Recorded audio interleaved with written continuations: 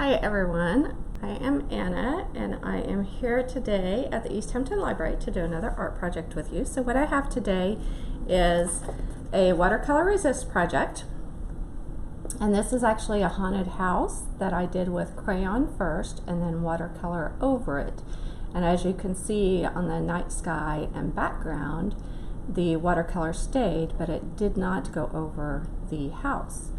So while you're doing this project, you can draw anything that you want. I just chose a haunted house because of the season that it is. So the things that you will need, first you will need watercolor paper, which is ideal, not just any printer paper. We prefer watercolor paper just to get the resist done properly. This is the pad I have. You can get, it's a standard. You can get it anywhere, Amazon, Walmart, Target, local art supply store. So there's your watercolor paper, and then you will need watercolors. Any watercolors will do, whatever you have at home or handy for school. Then you will need a pencil to draw. I did the haunted house, a little hill that it's sitting on, and the moon. Then if your hands are not quite smooth, mine are a little bit shaky, sometimes it helps to have a stencil. So I just printed a haunted house off of Pinterest and cut it out, and I will use that to trace with. When I'm making the windows, if you want to be really picky, we've got a ruler here for nice straight lines. And then the only three colors I actually used were black on the house, yellow on the windows and moon, and green on the hill, just to give it a little bit more color, but you can pick your colors. Then you will need something for water. I've already got a little bit of water in here, and a watercolor paintbrush. So I'm a little bit picky about paintbrushes, just so you guys know. When you're doing a project with watercolor, you want something with nylon bristles because it doesn't absorb. And you really just want to pick up the water and redeposit it into the paint. So that's why you want a watercolor specific brush, if you've ever wondered why they always look so much different in the watercolor palettes. Okay, let's see if I can get my paper here where you can see it. I have to scoot back a little bit so you guys can watch what I'm doing. So the first thing I'm going to do is put the house on here. You can position, I did the other one sideways, so maybe I'll do this one up and down a little bit. Just to give a little bit of a variation. But I will start tracing. You guys can take a second, pause the video if you need to go get your supplies, and then come back. Now, because this is a haunted house, I want it to look a little bit dilapidated or worn out, scary for some of you guys. So I'm not really doing just the smoothest, straightest lines. I'm just kind of doing a quick sketch, and that's okay because that goes with what I want. There are many of you watching these videos who are much better artists than I am that could probably freehand that, but here is a quick little look at my house, just the outline. So now I'm going to add windows, and again, I'm not going to use my ruler this time. Even though I have it handy, I'm going to do just some quick little windows, maybe a curved door.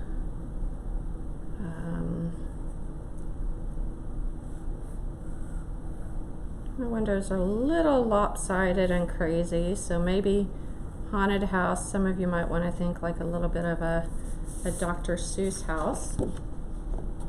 But there's my little haunted house. So next I'm going to draw a little bit of a wavy line here for a hill that the house is sitting on. And then we're going to do a nice big moon.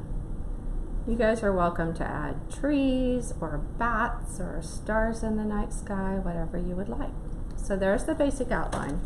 So now I'm going to go ahead and trace the house with the black crayon. And the thing about doing a watercolor resist is you want to press very, very hard. You can also color in different directions. which with many projects is something that I don't recommend because you want your lines to kind of all go the same way.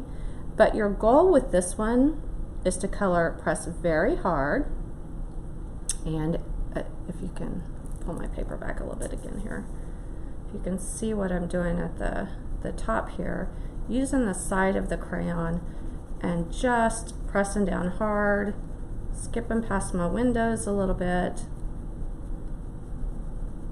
and even kind of outside the lines, and that's okay.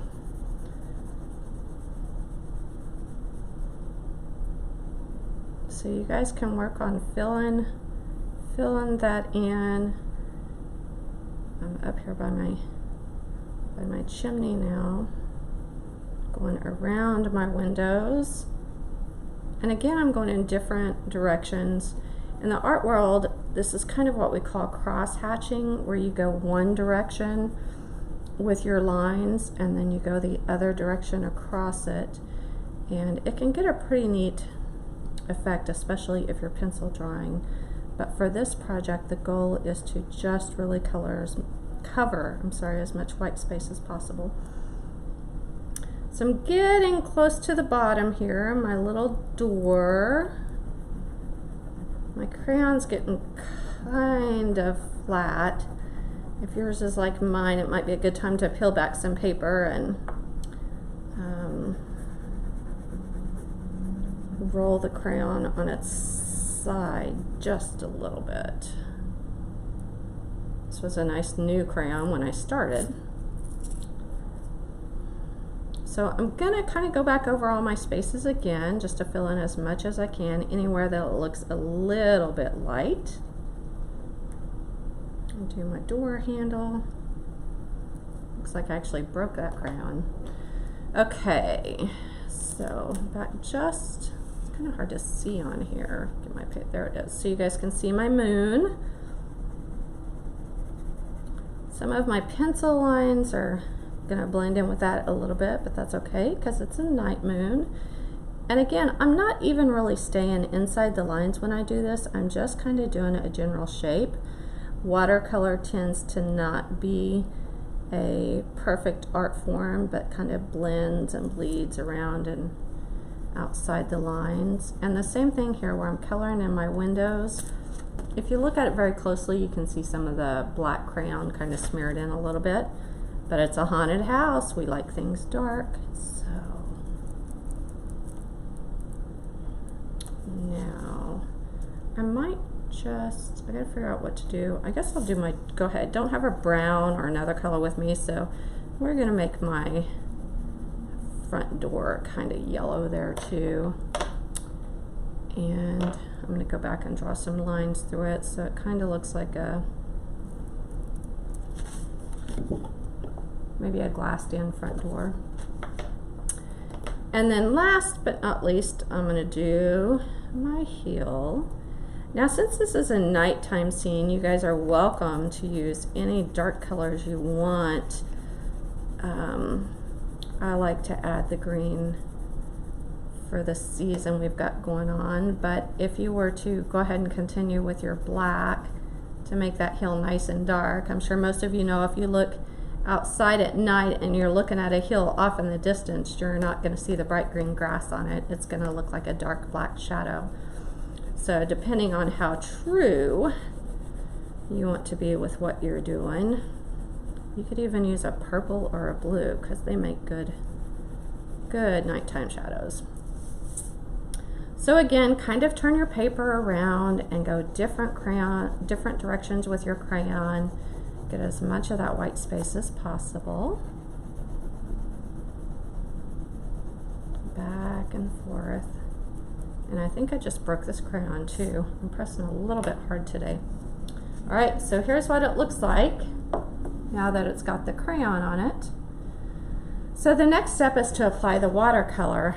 When I do a night sky, I tend to use purples and blues.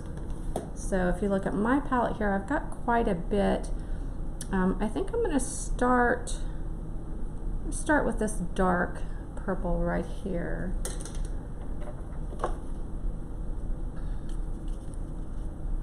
So getting my brush. I think a lot of times when we're teaching kids to use watercolor, we're so used to telling them not to get messy and not to use too much. They overdo it a lot with glue and glitter and different types of art supplies. But when it comes to watercolor, really the more water you get mixed in with the color, the better, keep going the wrong direction, the better it's going to work. I forgot to put something down here. So I forgot to tell you guys, I do have napkins. So I'm going to lay a napkin on the edge. This is frustrating here. Let's see. I'm trying to get you guys to be able to see it. So I've got a napkin laying on the edge of my paper, and then I just start with the watercolor across it. And if you look closely, you can see I'm taking the purple and I am literally just going right across the moon. There. And it picks up just a little bit. The other thing with watercolor is if you're going to blend and use different colors, it's okay to leave white spaces. As you see it drying, it'll leave a few white spaces, and that's where I'll go in and pick up some other details with different colors. So I'm just going back and forth between my water and my purple paint here and kind of re-dipping. And if you can see right now, I'm going to go, actually, I'm going to go over my whole house here so you guys can kind of see what happens as I'm going over it. This watercolor is pretty thick. The paper's absorbing really good. But I'm going to give you guys a quick glance here so that you can see the top and how much darker it is. That's where the white spaces in the house have picked up on the purple paint. So if you get a really close look at it, you can see that there's purple mixed in with the black there. Try and add another napkin. I may not be able to get mine all the way to the edges of the paper because I forgot to protect my table here, which I'm usually pretty good at talking to you guys about since you're doing these projects at home. So I'm going to have some space on the outside of my paper I have to get back to. But I am covering my whole house pretty much with the purple paint.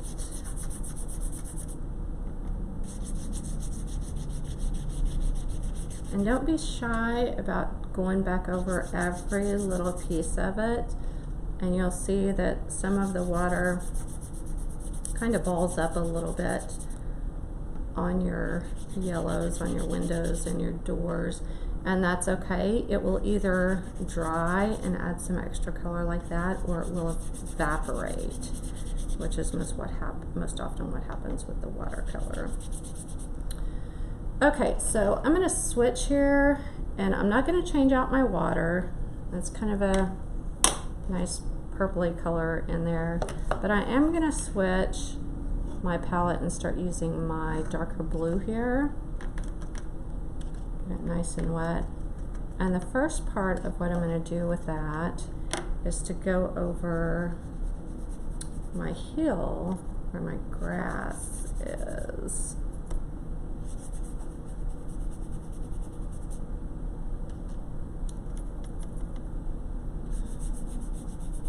You guys can see a little bit on there. I'm really going to have to clean this table. But you can see where the blue is blending in a little bit with the green and taking over my white spots there. So I'm going to turn it sideways now so that I can try to get these edges a little bit. Laying on my paper towels here. But I do want some blue in my sky, my night sky. And my purple is just wet enough that as I'm adding the blue and the more water, it gets a little bit of a blend going on there with the two. I'm actually just going to do that on the one side here. And something that I tend to shy away from also working with kids is black. I think it's another color that can get overdone and very messy really quick. But I do have black on my palette here, and I'm actually going to use the black on the other side and work in there a little bit.